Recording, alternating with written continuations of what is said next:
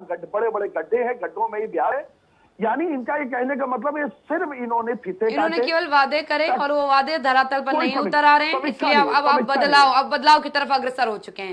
बिल्कुल समझने लगे हैं कि जी, अब लोग शौकत अली जी के पास जाऊंगी। शौकत अली जी, जिस बदलाव को भारतीय जनता पार्टी पश्चिम बंगाल में दिखा रही, क्योंकि चुनाव आयोग की प्रेस कॉन्फ्रेंस भी होगी तो तारीखों का ऐलान हो जाएगा थोड़ी देर में, क्या ये बदलाव अब पूरे हिंदुस्तान में नजर आएगा? वहां हिंसा की राजनीति होती है, ये आरोप भारतीय जनता पार्टी की तरफ से लगाया गया और कहा कि बदलाव का दौर आना जरूरी है, लेकिन जो बदलाव हम देख पा रहे हैं, जिसको वो देखना नहीं चाहते हैं, उस बदलाव का भी तो कोई कारण होगा।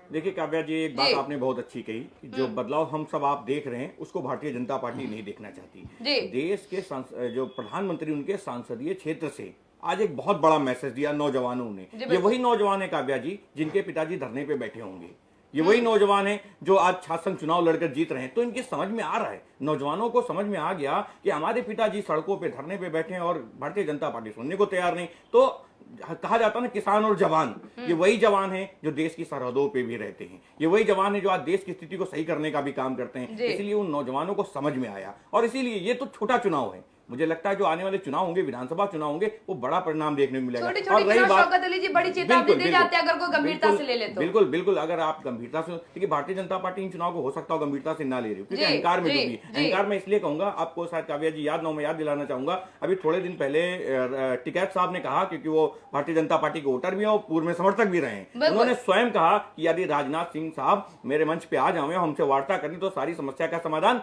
हो सकता है। अब सोचिए काव्या जी, अहंकार इसी को कहा जाता है कि आदरणीय राजनाथ सिंह साहब अगर दिल्ली जाना चाहेंगे, बहुत मुश्किल से लगता है 7 घंटे 5 घंटे, इससे ज्यादा नहीं, और दिल्ली से अगर वहां बॉर्डर तक जाना चाहेंगे 2-2.5 घंटे, इससे ज्यादा समय नहीं लेगा। लेकिन विडंबना देखिए काव्या जी कि ना तो राजनाथ सिंह दिल्ली से, लखनऊ से वहां दिल्ली जा पा रहे हैं और ना ही दिल्ली से किसानों के पास जा पा रहे हैं। यही विडंबना है। अगर जब खुद स्वयं किसान कह रहे हो कि हम धरना समाप्त कर देंगे, लेकिन हमसे राजनाथ सिंह से अगर वार्ता हो जाए, अच्छा निर्णायक फैसला हो जाएगा।